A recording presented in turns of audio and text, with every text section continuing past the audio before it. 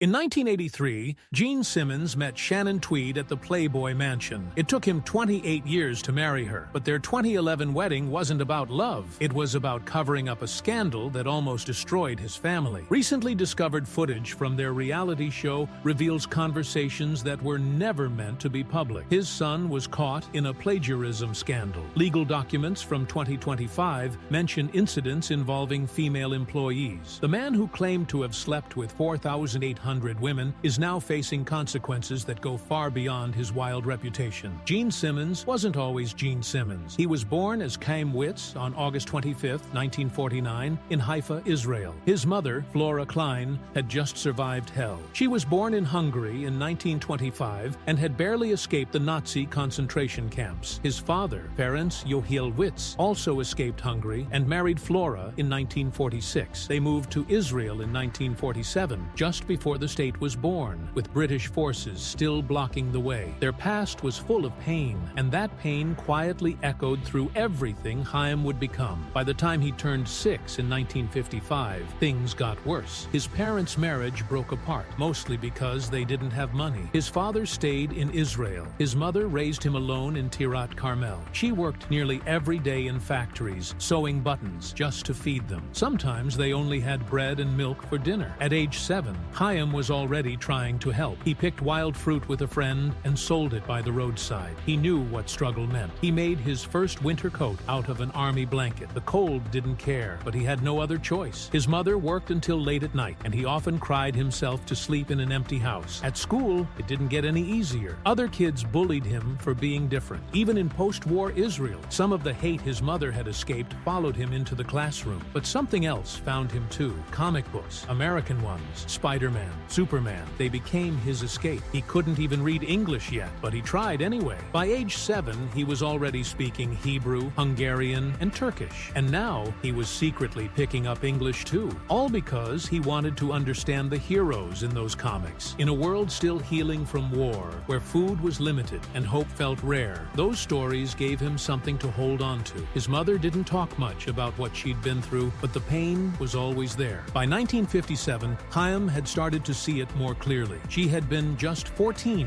when the Nazis forced her into labor, picking potatoes in fields while soldiers watched with guns. She wore clothes marked with crosses, moving between camps, watching her world vanish one relative at a time. She didn't need to explain it with words. Her silence, her overprotectiveness, and the way she sometimes cried without reason, Chaim understood. It left something in him too, a need to never feel weak, to never let anyone see him break. That same year, in 1957, Flora made a decision that would change everything. With barely anything to her name, she and 8-year-old Chaim left Israel. They arrived in Queens, New York, with no money, no English, and no family waiting. His father stayed behind, remarried, and started a new life. Chaim never saw him again. He became Eugene Klein and started over. Flush toilets and TV dinners amazed him. But adapting wasn't easy. Flora worked long hours in Brooklyn factories, sometimes 15 hours a day. Gene had to take care of himself with babysitters and learn the rules of a strange new world. He went to a Jewish school for a while, but he didn't fit in. Then he switched to public school. He graduated from Newtown High in 1967. At first, kids teased him for how he talked. His accent made him feel like a stranger everywhere he went, but he didn't let it break him. He sold cactuses door to door. He picked fruit again, just like he did in Israel. Every insult, every rejection, it made him try harder. He started learning English faster by watching TV and reading more comics. That's when his obsession with pop culture exploded. By 1959, at just 9 years old, he legally changed his name again, this time to Gene Klein. He picked Gene after cowboy actors like Gene Autry. He was all in on being American now, even if he still lived in a cramped apartment with his mother and cousins. He fell in love with television, especially The Ed Sullivan Show. When the Beatles appeared on February 9, 1964, something inside him lit up. He wanted that life. He wanted the stage, the fame. He wanted to feel like someone. But inside, he still felt like the boy with nothing. He even pretended to be British sometimes, copying the Beatles' accents just to fit in. Girls liked it. He was awkward, unsure, going through the messy changes of being a teenager, but his charm was slowly growing. During the 1960s, Gene took whatever job he could find. He worked in butcher shops, slicing meat. He worked in delis, behind the counter. He earned just $1 $125 an hour, but he saved every bit of it. Poverty had taught him to count every cent. He stayed away from alcohol, even at parties. He noticed how older guys got drunk and sloppy. He stayed sharp. That's how he got girls. He said it himself. He used his clarity while everyone else lost theirs. He started learning guitar, practicing constantly. After seeing the Beatles on TV, he couldn't stop. He formed little bands and started building his future while still in school. In 1968, he went to Sullivan County Community College. He studied education, got an associate degree by 1970, and even taught 6th grade in Spanish Harlem for $75 a week. But his heart wasn't in the classroom. He joined up with Paul Stanley and formed a band called Rainbow, which soon became Wicked Lester in 1970. They played at clubs at night, worked other jobs during the day. Gene even worked at a fashion magazine. He also did translation gigs using the Hungarian, Turkish, and Spanish he'd picked up as a kid from babysitters and neighbors. But music was where his soul lived. He tried different sounds, even recorded some solo songs under his name. All the while, he was sending money back to his mother, still carrying the weight of her survival and everything she'd lost in 1945.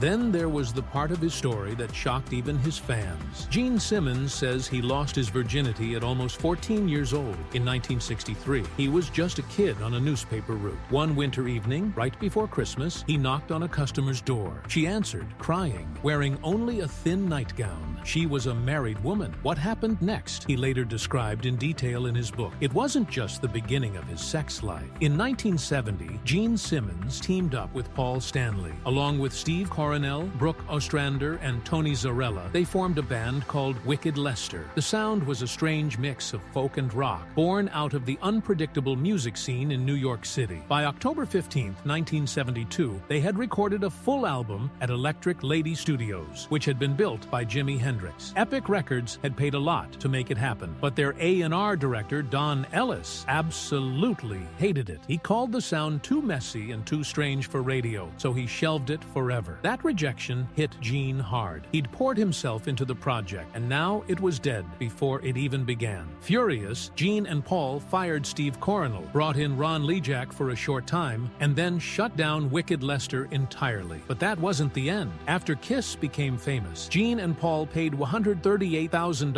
in 1977 to buy back the old Wicked Lester tapes, just to make sure they never got released. They feared the old sound would ruin the hard-edged image they were now building. Still, bootlegs leaked online later, revealing songs like She and Love Her All I Can, which Kiss would later re-record without crediting the original lineup. That failed band gave birth to something bigger. By January 1973, Gene and Paul were done with compromise. They found a Rolling Stone ad placed by Peter Criss, a seasoned drummer from bands like Lips and Chelsea. He joined quickly. Then they found Ace Frehley through a Village Voice ad. Together, the four of them created something entirely new. This wasn't going to be a regular rock band. It was going to be a wild, over-the-top show with makeup, fire, and fantasy. Inspired by the shock rock of Alice Cooper and the glam style of New York Dolls, they launched Kiss. Their first show took place on January 30th, 1973, at a small club in Queens called the Coventry, which used to be called the Popcorn Club. Only 3 people showed up, some of them girlfriends of the band, but that night, Gene breathed fire on stage for the first time. It was a spectacle nobody forgot. Without a single hit song or any airtime on MTV, they built a following. Word spread through fan magazines and live shows, not through the radio. Within 18 months, they were headlining Anaheim Stadium in 1974. Gene later said their makeup was so strange and unforgettable that it just stuck in people's minds. It was raw, it was weird, and it was spreading. In 1973, Gene created The Demon, inspired by horror films like Black Sabbath and comic book characters like Black Bolt. He painted bat wings around his eyes and started breathing fire and spitting blood on stage. He had learned the tricks from a professional. When the band first started experimenting with makeup, they had no real plan. Gene went for horror. Peter drew whiskers on his face like a cat. Ace made himself into a space alien. They stood in front of mirrors, painting wildly, trying to make something nobody had seen before. Their early shows barely drew a dozen people. At the Coventry, crowds ranged from 10 to 15, sometimes fewer. But those few people left talking. Even before the internet, kids were spreading the word. Gene said it felt sticky and strange,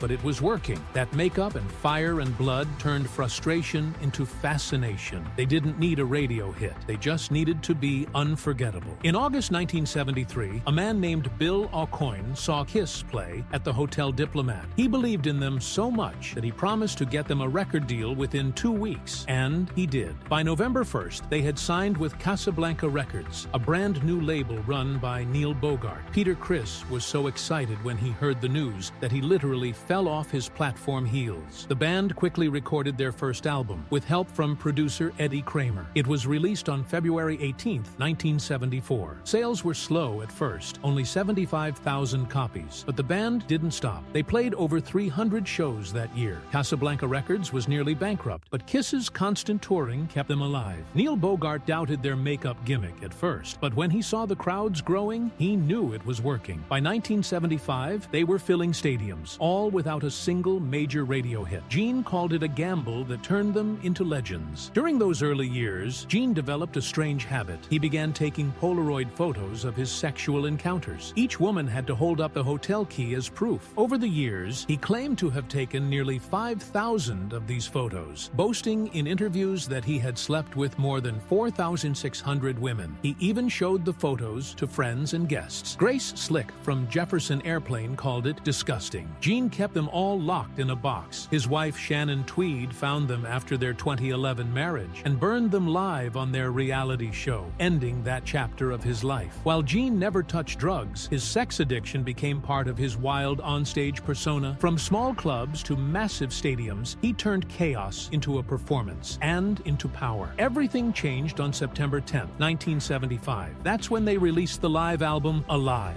It was loud, unfiltered, and filled with the madness of their shows. You could hear the fire, the screams, and the blood in every track. Songs were recorded in places like Detroit, Cleveland, Wildwood, and Davenport throughout that year. On May 16th, June 21st, July 20th, and July 23rd, the album went quadruple platinum, selling over 4 million copies. It reached number 9 on the Billboard charts and stayed there for 110 weeks. That record saved Casablanca from going under. There was even a lawsuit against Neil Bogart at the time, and Kiss's success pulled the label back from the edge. The album title, Alive, was a nod to Slade's 1972 live album, which had inspired them. It was proof that the makeup, the fire, the madness, it all worked. Suddenly, they weren't just a strange band. They were the future of rock. In 1976, they pushed further. Destroyer came out on March 15th, with producer Bob Ezrin at the helm. He added strings, a choir of children, reversed drum sounds, and sound effects. Shouted Out Loud hit number 31 on the Billboard Hot 100. Gene's song God of Thunder was filled with screams and darkness, but Ezrin didn't make it easy. When the band gave him 15 demo tracks in August 1975, he threw out almost all of them. He rewrote their songs, rearranged the music, and even played the bass himself on Detroit Rock City. Some tracks stole ideas from classical music, like Beethoven's Sonata Pathétique, sampled for Great Expectations. Rehearsals began in August 1975 during a break in the Alive tour, and recording sessions continued at Electric Lady Studios through September and January. Gene's ego grew with each success, and while Ezrin polished the sound, Gene made sure his own persona stayed front and center. By the late 1970s, the tours became more than just concerts. They were full-blown spectacles. The Dynasty Tour in 1979 ran from June 15th to December 16th, with Gene flying across the stage and Ace Frehley's guitar shooting rockets at smoke-spewing props. Their technician, John Elder Robeson, created these jaw-dropping effects. They played 92 shows across North America, but cracks were showing. Some venues were too empty, like the canceled Pontiac Silverdome shows or the downsized Los Angeles gigs. Peter Criss was struggling. His drug use got worse. He started sabotaging shows, stopping drumming mid-performance just to lash out. Gene called it self-destruction. By the final show in Toledo,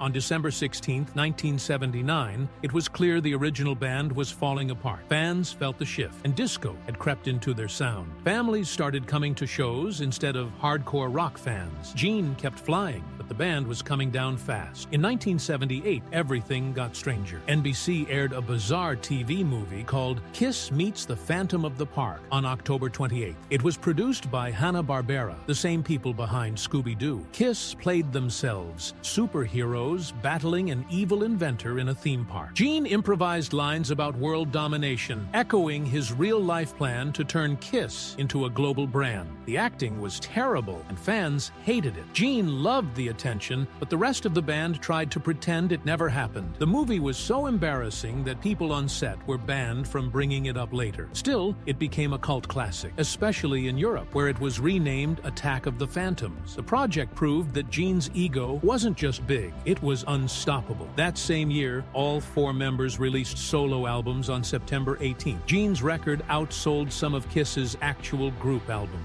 It included strange covers like When You Wish Upon a Star and guest appearances from Cher and Bob Seger. His songs talked about radioactivity and twisted fantasies. Meanwhile, Kiss released Dynasty on May 23, 1979, with I Was Made for Lovin' You reaching number 11 on the Billboard charts. It sold over 1 million copies and went platinum in 5 countries. But the disco influence hurt their image. Rock fans walked away, and ticket sales collapsed. Venues shrank. The magic was fading. Peter Criss played drums on only one track before quitting for good. The Cracks had become splits. On September 18, 1983, Kiss did the unthinkable. They took off their makeup live on MTV. After 10 years of mystery, they revealed their real faces. At the same time, they released Lick It Up, which went platinum with over 1 million copies sold. The sound was heavier, rawer, more aggressive. The gamble worked. Sales jumped, and fans came back. Gene saw it as a rebirth. By then, Kiss had over 100 licensed products, from action figures to lunchboxes, making millions in merch. The masks were gone, but the business was booming. In 1984, Gene took a break from music and stepped into Hollywood. He played the villain Luther in the sci-fi thriller Runaway, directed by Michael Crichton. He was a mad scientist who used killer robots to murder people. Drawing from his demon character, Gene delivered lines with dramatic flair and died at the hands of his own creations. Meanwhile, back in the band, Peter Criss had been fired in 1980 after his addiction got out of control.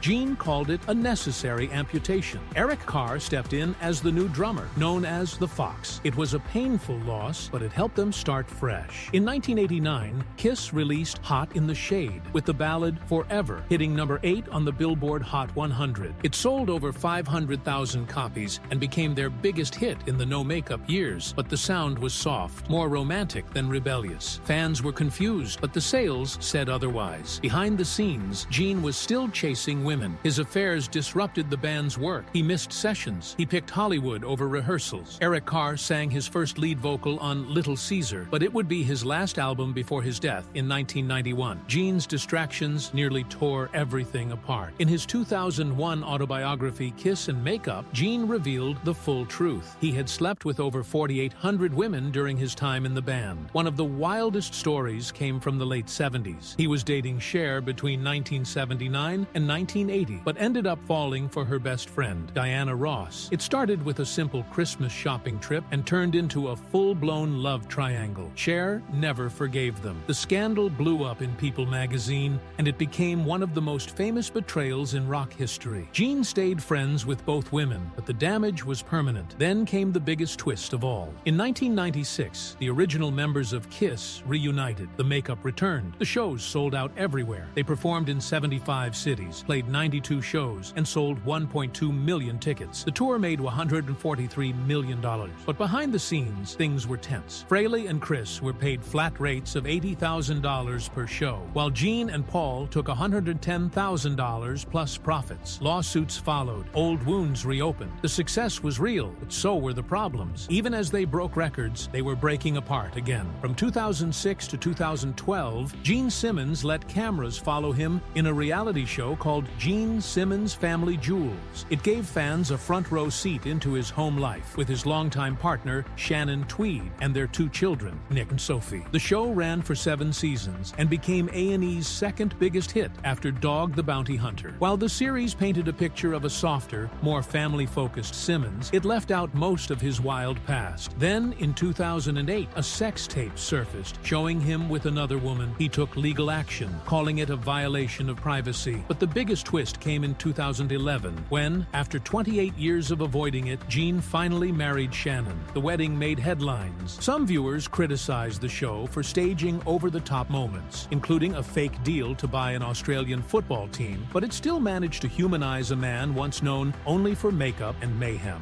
Gene's business empire kept growing. By the 2000s, he had slapped the Kiss logo onto over 5,000 products. You could find it on everything from pinball machines to condoms to even coffins. The brand was everywhere. Sales topped $1 billion. But then, in 2017, he went one step too far. Gene tried to trademark the famous devil horns hand gesture, claiming he invented it back in 1974. His filing described it as a pose with the index and pinky fingers up and thumb out, similar to the American Sign Language sign for I love you. The backlash was instant. Metal fans were furious. Critics reminded him that people like John Lennon and Ronnie James Dio had been using the gesture long before Kiss. Just days later, Gene dropped the attempt, but the stunt made it clear how far he was willing to go for control. Trouble followed him into other areas too. In 2010, Gene was sued by ESPN makeup artist Victoria Jackson, who claimed he behaved inappropriately during a 2009 SportsCenter appearance while in full costume. She said he hugged and humped her. Gene denied it, saying his metal codpiece made that impossible. He even filed a countersuit to clear his name. The case was eventually settled, but that wasn't the only time he faced legal trouble. In 2016, a dishwasher at his Rock and Brews restaurant accused him of groping her. Another woman made a similar claim in 2017. Both cases were quietly resolved by 2018. Though he often dismissed these lawsuits as baseless, they added up and hinted at a troubling pattern. Despite everything, his fortune continued to grow. By 2015, Gene Simmons was worth more than $400 million. That didn't just come from music. It came from the mountains of Kiss merch, over 100 million albums sold, and non-stop tours. In 2012, he and Paul Stanley launched a restaurant chain called Rock and Brews, which grew to multiple locations. He also got involved in unusual ventures like The Vault, a $2,000 compilation of rare recordings released in 2017, and in 2018, he joined a cannabis company called Invictus MD as Chief Evangelist Officer. He bought into the LA Kiss Arena football team in 2013, which folded after a few years, and by 2025, his solo tour alone brought in 6 figures per show, without even needing the full Kiss setup. His relationship with Shannon Tweed began in 1983